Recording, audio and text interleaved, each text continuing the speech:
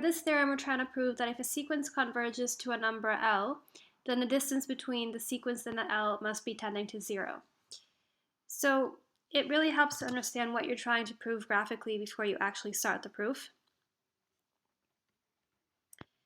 So imagine a sequence that converges to a number. That would mean that it gets really, really close to a number eventually.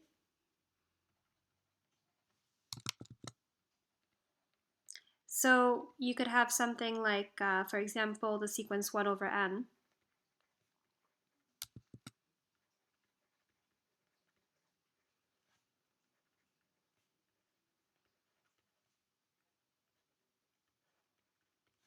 So 1 over n, if you graph it, the first number that you could insert is 1.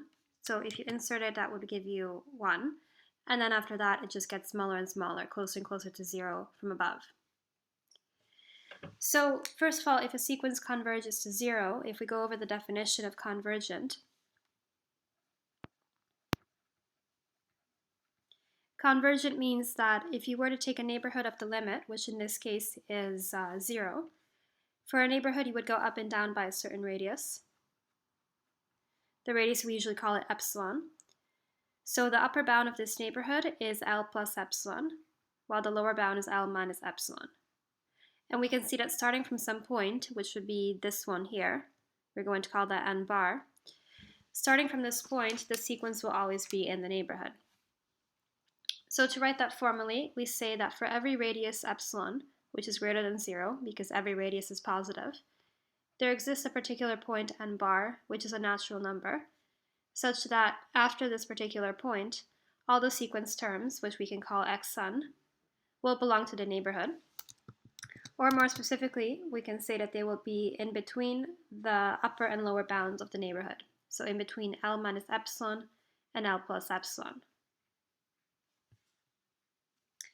Now for the other part, for the distance between xn and L, we're trying to say that after some point, the distance between each of the sequence values and the limit is getting smaller and smaller.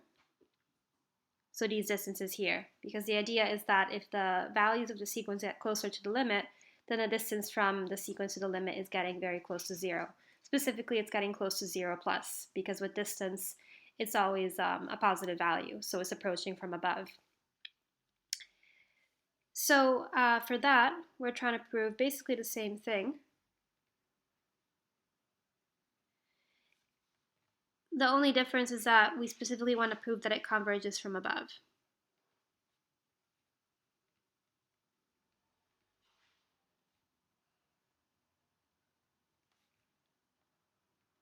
So for that, we're going to say that, again, there exists a particular point n bar, after which the distance between the sequence and L is definitely smaller than the radius.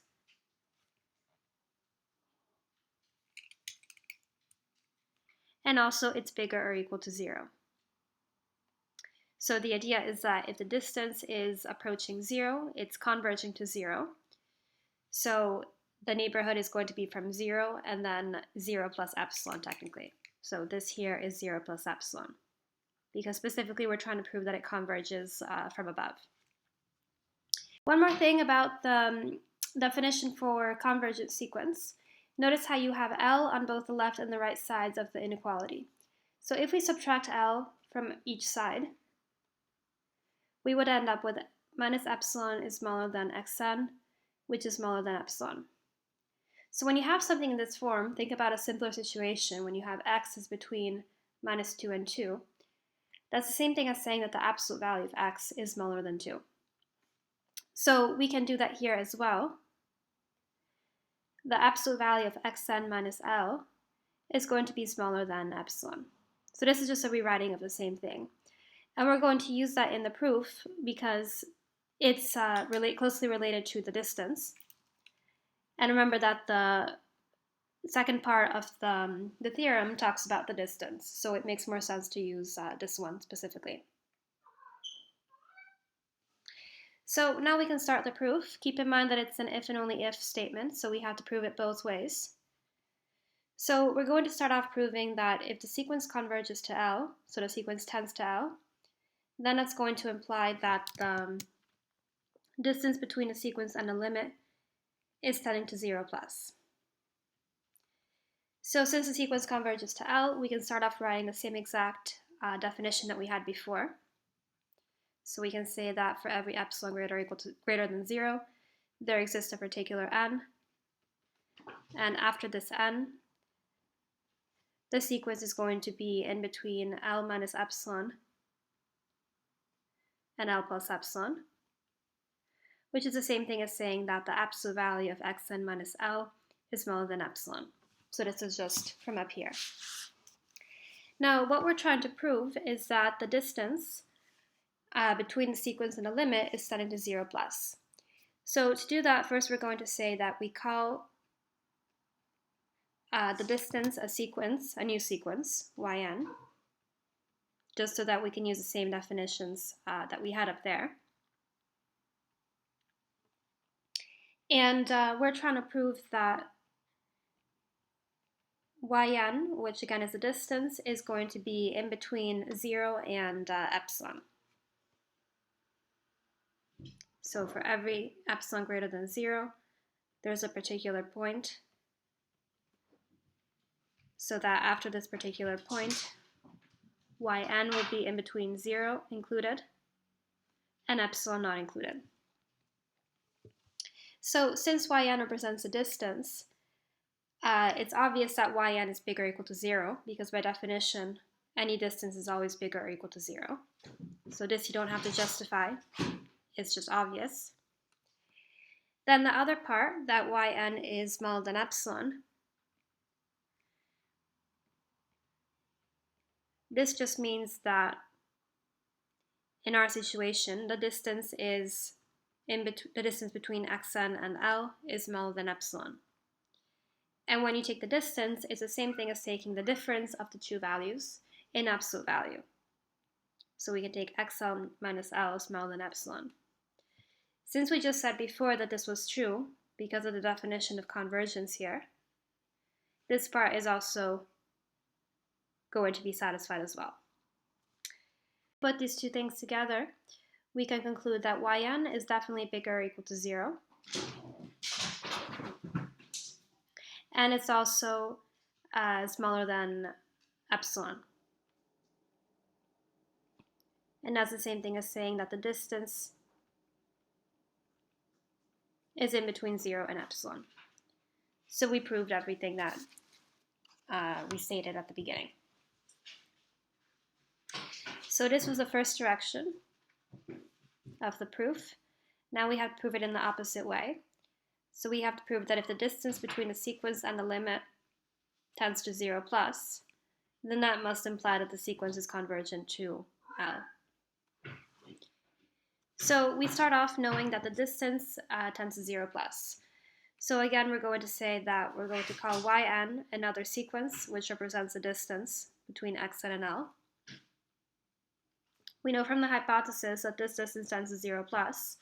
So for every epsilon greater than 0, again, there exists a particular point, so that after this particular point, yn will be in between 0 included and epsilon.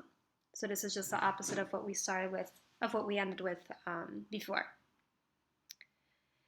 Now, if we replace yn with the distance,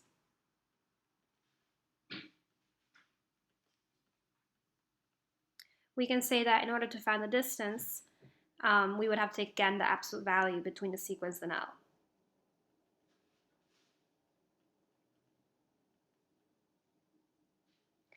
So far we've just rewritten the definition of convergent from above for the distance.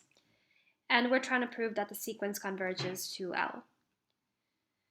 So what we're trying to prove is that for every epsilon greater than 0, there exists a particular n bar, so that for every n after that, the sequence xn is going to be in between L minus epsilon and L plus epsilon, which, as we said before, is the same as writing xn minus L in absolute value is smaller than epsilon. And since we just stated that up here, then we've proved that this is true as well.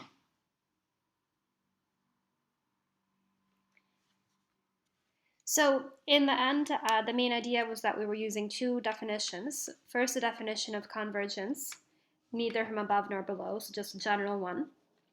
And ideally, we want to rewrite it with the absolute value just to show the relationship between that and the distance.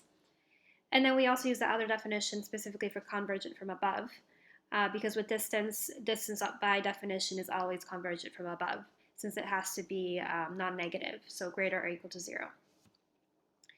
And the main thing was just to use yn, which is a sequence in itself, to represent the distance, because the distance by itself isn't an actual sequence. So we have to kind of turn it into a sequence in order to be able to use the sequence definitions. So I hope this helps. Let me know in the comments if you have any questions.